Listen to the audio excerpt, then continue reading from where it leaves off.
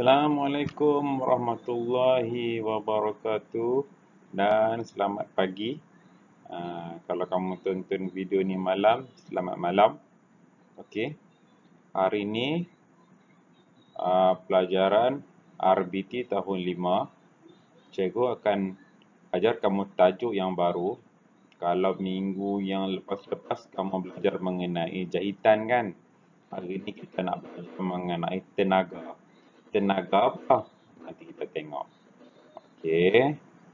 Tenaga boleh baharu. Apa itu tenaga boleh baharu?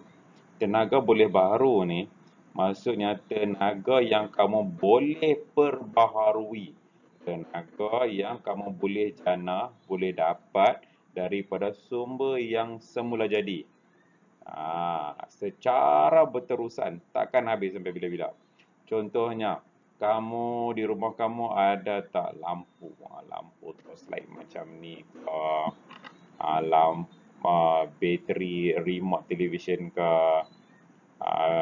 Handphone kamu, telefon bimbit kamu tu kan, laptop, komputer. Okey. Semua tu dia bila dia nak hidup dia ada kena guna tenaga elektrik. Okey. Bila bateri tu habis, kamu boleh dapat semula tak? Tak boleh. Buanglah bateri tu. Tetapi kita nak belajar hari ni satu bentuk tenaga yang takkan habis sampai bila-bila. Dan kamu boleh dapat secara semula jadi. Kita akan tengok 6 benda mengenai 6 contoh tenaga boleh baharu. Yang pertama, matahari. Matahari menghasilkan tenaga. Macam mana? Nanti kita tengok. Yang kedua, geoterma. Geoterma tu apa? Geoterma ni lebih kepada air lah. Air, wap air, air panas. Air yang daripada bumi tu. Yang ketiga, air. Air macam mana pula? Nanti kita tengok. Yang keempat, angin. Angin boleh menghasilkan tenaga. Macam mana tu? Yang seterusnya, biogeosim. Apa pula biogeosim ni? Nanti kita tengok. Okey, yang keenam, ombak. Ombak laut pun boleh menghasilkan tenaga. 6 benda. Yang pertama, itu matahari. Matahari, sumber daripada tenaga matahari ni kita panggil juga dengan tenaga solar. Bagus. Tenaga solar ni merupakan tenaga daripada cahaya matahari. Tengok gambar tu. Cahaya matahari ditukar kepada tenaga elektrik dan haba. Tenaga solar ni di Malaysia sangat popular. Sangat popular. Malaysia ni adalah negeri yang panas, negara yang panas. Kamu pernah tengok orang pasang ni panel solar di atas bumbung. Di sana pun banyak. Di sekolah-sekolah di pedalaman dalam pulau-pulau pun banyak. Kalau pulau tu tak sampaikan wire elektrik tu. Jadi mereka pasang solar macam ni. Macam mana dia berfungsi? Kamu tengok gambar sebelah kanan tu. Cahaya matahari memancar ke arah panel solar. Panel solar tu DC output from panel tu. Ni panel lah, panel solar yang warna biru tu. Dia masuk dalam inverter. Inverter ni dia masuklah ke dalam rumah. Ataupun ke pusat yang simpan jana pasar lah. AC supply house. Selalunya macam ni lah, simple kan. Letak panel solar, dia tukarkan cahaya matahari kepada tenaga elektrik. Kamu pakailah dekat rumah. Jimat kita punya karan. Senang kan cahaya matahari? Okey, itu solar yang pertama. Yang kedua, kita tengok geoterma. Alamak, geoterma ni pernah dengar ke? Tak pernah. Jom kita tengok. Tenaga haba yang diperoleh dari perut bumi. Ada kesalahan ejaan di situ ya. Okey, perut bumi itu apa?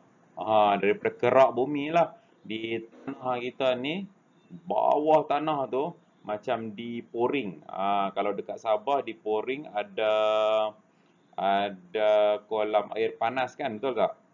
Okey. Kita tengok yang kedua. Tenaga haba daripada gunung berapi, geysir dan mata air panas digunakan untuk menghasilkan steam. Okay, kalau di Poring tu kenapa ada kolam air panas sana?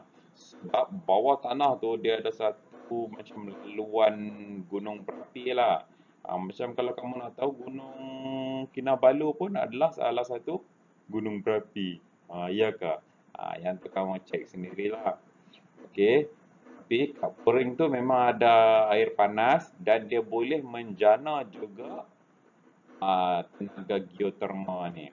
Tengok macam mana tenaga yang air panas ni kamu tengok air tu kan, air sungai yang panas tu dia menghasilkan steam. Steam tu wak air tu lah. Macam kamu jerang air tu bila panas kan, bila panas keluar wap yang putih tu kan, itulah steam, wap air. Steam yang terperangkap mempunyai tekanan yang tinggi. Bila tekanan tu tinggi, kita dapat tukarkan dia menjadi tenaga elektrik. Okey, kamu tengok tu. Earth tu bumi. Dry steam dia naik masuk dalam turbin. Turbin tu macam kipas lah, dia pusing. Dia masuk dalam kondenser. Rasa dia masukkan air ni, dia masukkan air ke dalam tanah, air yang sejuk. Keluarlah wap yang panas. Wap yang panas ni dia macam dia masuk juga dalam inverter, kondenser, saya pun tak tahu. Tapi dia dapat tukarkan wap yang panas tu jadi elektrik. Tengok di sebelahnya tu. Stesen jada kuasa geotermal. Cool water pump down. Maksudnya air ni, air yang sejuk dia dipump ke dalam tanah ni, panas ni. Yang panas tu akan naik ke atas bumi. Bila naik saja wap yang panas tu, mereka akan proses tekanan tu, mereka akan tukarkan tekanan tu menjadi tenaga elektrik. Bijak tak? Memang bijak lah. Pula yang seterusnya, air. Macam mana kita daripada air? Air kamu minum saja, mandi. Macam mana air boleh menjana tenaga elektrik? Sumber air yang berterusan membolehkan empangan dibina. Kamu tahu kan empangan? Empangan tempat padahan air lah, ada dalam gambar tu. Okey, tenaga elektrik dapat dijana melalui stesen jana kuasa hidroelektrik di empangan tersebut. Banyak empangan hidroelektrik di Malaysia ni kalau kamu nak tahu. Tenaga ini juga dikenali sebagai tenaga hidro. Ingat, hidro air. Jadi apa kalau matahari? Cahaya matahari tenaga solar. Kalau air hidro. Okey. Kita tengok rakaman video ni, berita ni. Empangan hidroelektrik di Ulu Jerai. Ulu Jerai di mana? Alamat dapat dia punya nak tekan. Ini empangan hidroelektrik di Ulu Jerai terletak di Cameron Highland. Mereka menghasilkan empangan hidroelektrik di sana. Okey, empangan dalam pautan video ni dia kasih tahu lah berapa watt, berapa ribu watt ataupun kilowatt yang empangan hidroelektrik dapat hasilkan. Jadi di sini di Cameron Highland ni dengan menggunakan empangan ni saja dia dapat menjana elektrik di perumahan di sekitar Cameron Highland, di hotel-hotel di sekitar Cameron Highland. Kamu tahu ke tidak ni Cameron Highland ni? Cameron Highland ni dia macam kundasang lah, tempat dia sejuk. Best. Okey, ini empangan hidroelektrik Bakun. Bakun di mana? Cuba kamu Google sekarang. Kamu tengok tu berapa menjana kapasiti 2,400. Aku boleh baca sendirilah tu Okey. Jadi kita dah belajar tentang matahari, kita dah belajar tentang tenaga daripada wap air. Lepas tu kita baca pula tenaga daripada apa tadi? Empangan. Yang seterusnya kita nak tengok daripada angin. Macam mana angin boleh menghasilkan tenaga? Okey, sumber angin yang kuat membolehkan kincir angin berputar sekaligus menjana tenaga elektrik. Kamu tengok ni. Ini di negara mana ni? Cuba kamu Google cari sendiri. Angin ni, bila angin tu negara yang kuat anginnya, angin yang betul kencang tu, tak pernah berhenti angin dia tu betul kencang. Jadi mereka mendirikan kincir angin. Beginilah kincir angin. Jadi bila angin tu memutarkan kipas ni, kalau kamu perasan ada benda segi empat tu, benda tu yang menukarkan angin tu kepada tenaga elektrik. Hebat kan? So kita tengok. Alamak, tak boleh buka juga. Ini sebagai contoh inovasi kincir angin. Yang inovasi ini dicipta oleh engineer jurutera. Dia dapat menghasilkan tenaga daripada angin lebih banyak, lebih kuat daripada kincir angin yang 3 bilah begini. Tak apa, nanti kamu tengok sendiri. Nanti sebagi link ni untuk kamu. Okey. Tenaga yang seterusnya, tenaga semula jadi, tenaga boleh diperbaharui yang seterusnya ialah biojisim. Biojisim ni apa benda pula? Biojisim ni merupakan bahan daripada reputan benda hidup seperti tumbuhan dan najis haiwan untuk menghasilkan bahan api. Tumbuhan maksudnya daripada pokok-pokok dan najis binatang, tai lembu, tai kambing, untuk menghasilkan bahan api. Bahasa Inggeris bagi biojisim ialah biomass. Kamu tengok agriculture pertanian, urban forest, pokok-pokok semua ni combustion ni dia pembakaran. Bila dia bakar semua ni menghasilkan tenaga, tapi kena melalui proses yang betul lah. Sources of biomass, sumber untuk biojisim ni, pokok-pokok, maksudnya kayu-kayu, bahan-bahan pertanian, animal residue. Animal residue ni maksudnya ialah tai-tai binatang. Mereka macam lebih kurang macam kitar semula lah. Mereka masukkan dalam satu tempat, mereka proses, dia jadi satu sumber energi. Ibarat macam pokok kayu tu, kamu bakar jadi kayu api. Kayu api tu panas kan? Itu salah satu bentuk tenaga juga tu. Lebih kurang begitulah.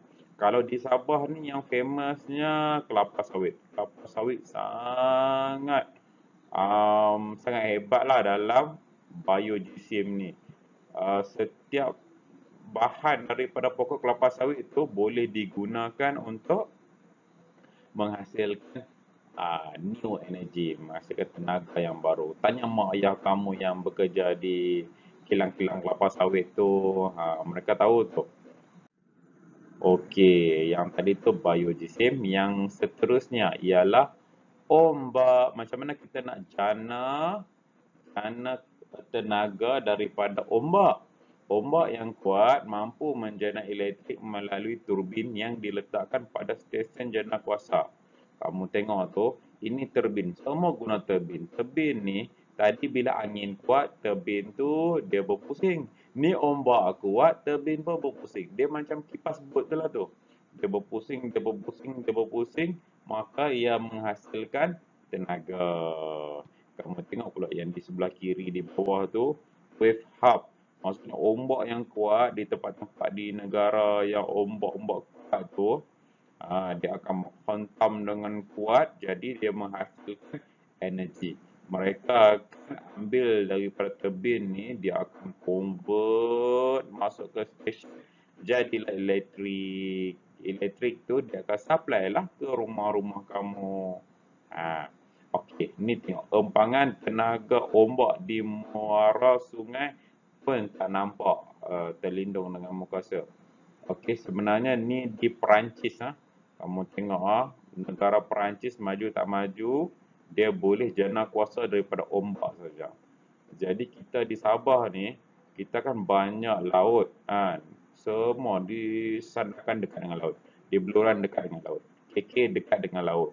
Di mana lagi Tawau dekat dengan laut. Lahad Datu pun sebelah laut. Bandar-bandar besar di Sabah semua sebelah laut. Jadi kamu rasa agak-agak boleh tak kalau kita nak jana elektrik menggunakan ombak-ombak yang ada di sekitar pantai di Sabah ni? Boleh ke tak boleh? Nanti kamu cubalah sendiri. Okey, sekian, terima kasih. Itu saja, best tak pelajaran hari ini. Okey, best tak best pun kira best lah kan. Kita dapat belajar benda baru. Saya dah bagi contoh lagi semua. Okey, bila dah siap, jangan lupa buat latihan. Jumpa lagi nanti. Bye-bye.